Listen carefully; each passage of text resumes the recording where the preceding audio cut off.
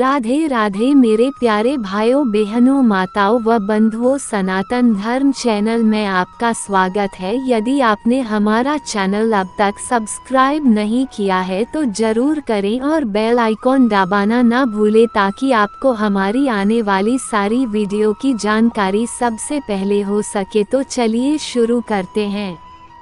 दशा माता व्रत कथा 5।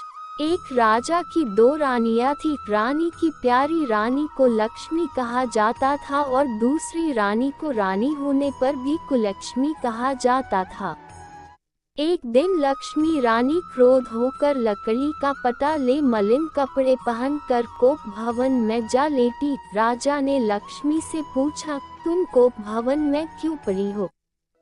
तुम क्या चाहती हो?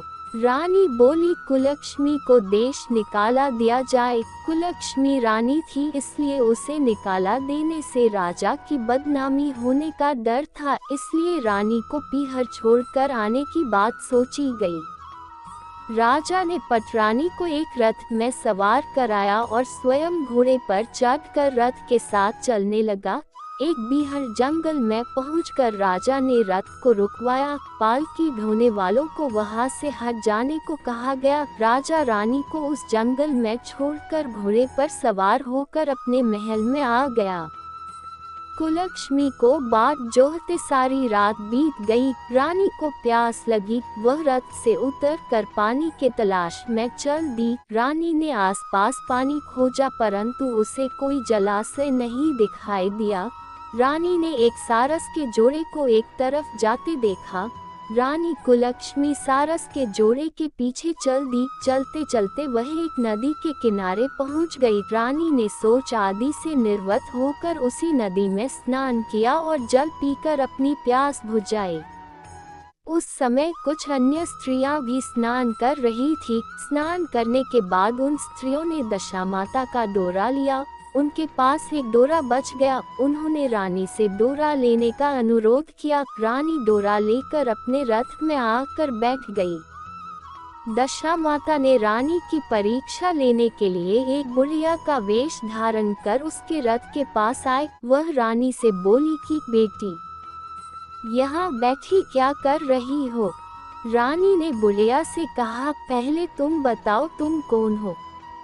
बुढ़िया ने उत्तर दिया, मैं तुम्हारी मौसी हूँ। तब रानी उसके गले लगकर रोने लगी। उसने अपनी विपदा भरी सारी कहानी बुढ़िया को बता दी। अंत में रानी ने बुढ़िया से कहा, अब मुझे केवल तुम्हारा ही सहारा है, मेरी रक्षा करो।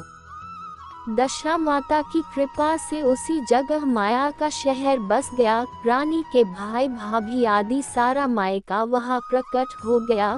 रानी ने अपने पीहर के साथ मिलकर 9 दिन दशा माता की कथा कहानियाँ सुनाई। 10वें दिन डोरे की पूजा होनी थी। उस दिन सवेरे उठकर दशा माता ने रानी से कहा, नदी में स्नान कर आओ, वहाँ तुमको स्वर्ण कलश मिलेगा, तुम उसे ले लेना और जो डोली तुम्हें लेने आए उसमें बैठ जाना। किसी से ये मत पूछना कि यह डोली किसकी है।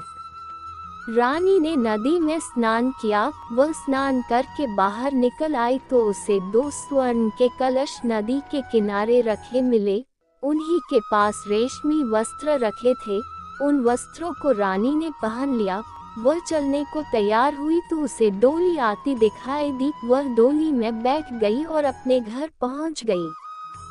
घर पहुंचकर उसने माया के परिवार की सब महिलाएं सहित दशा माता के डोरे की पूजा की, सुहागिनों को भोजन कराया। इसके बाद उसने पारण किया। अब रानी अपने पीहर में आनंद पूर्वक सबके साथ मिलकर रहने लगी।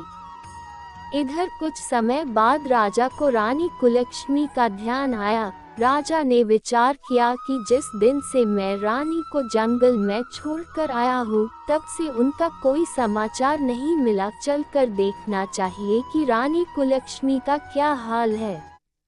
मंत्रियों ने राजा को समझाया कि अब रानी से मिलना आपके लिए ठीक नहीं होगा, परंतु राजा ने मंत्रियों की बात पर कोई ध्यान नहीं दिया। वह घोड़े पर सवार होकर उसी स्थान पर पहुंचा जहां पर रानी को छोड़ आया था। राजा को ये देखकर बड़ा आश्चर्य हुआ कि यहाँ तो सघन वन था, परंतु अब यहाँ रमणीक बस्ती बसी हुई है। राजा ने लोगों से पूछा, ये कौन सी नगरी है? लोगों ने उसे बताया कि ये कुलक्ष्मी का नगर है। अब तो राजा के आश्चर्य का ठिकाना न रहा। वह बार बार सोच रहा था कि क्या यह नगर मेरी पटरानी कुलक्ष्मी द्वारा बसाया नगर है। राजा ने कुलक्ष्मी के महल के पास जाकर सूचना भिजवाई कि उनसे अमुक देश के राजा मिलना चाहते हैं। रानी ने राजा को पहचान कर मिलने से मना कर दिया, परंतु मौसी ने उसे समझाया कि हिंदुओं में तो पति परमेश्वर माना जाता है, तुम्हें यही उचित है कि तुम यथाशक्ति उनका आदर सत्कार करो। मौसी के कहने पर रानी कुलक्ष्मी ने राजा को महल में बुलवाया। दोपहर को राजा को भोजन पर बुलाया गया। राजा के साथ नाई भी था। रानी राजा और नाई को भोजन कराने लगी। पहली बार रानी ने नाई की पतल पर भोजन परोसा तो नाई ने रानी के पैर पर एक छिटा लगाया। रानी इस भेद को नहीं समझ सकी कि नाई ने उसके पैर पर रायते का छिटा क्यों मारा। रानी दूसरी बार पोशाक बदल कर फिर आई। राजा मन में सोचने लगा कि यहाँ तो बहुत सी रानियां हैं, सबकी शकल एक जैसी है, मैं अपनी रानी को कैसे पहचानूंगा। देर आकर राजा ने नाई से कहा, यहाँ तो कई रानियां हैं, मैं अपनी रानी को कैसे पहचानूं। नाई बड़ा चतुर था। वह बोला, रानी तो एक ही है, परंतु वह पोशाक बदल बदल कर हमारे सामने आ रही है। राजा ने नाई से पूछा, तुझे कैसे पता चला कि रानी एक ही है? नाई बोला कि मैंने उनके पर रायते का छिटा मारा था। वह 3 बार कपड़े बदल कर हमारे सामने आए, परंतु वह छिटा उनके पैर पर तीनों बार लगा था। अगले दिन रानी ने राजा को अपने महल में बुलवाया। राजा को अपनी मेज पर बिठाकर खाने के लिए पान का बीड़ा दिया। पान खाकर राजा पलंग पर लेट गया और रानी उसके पैर दबाने लगी।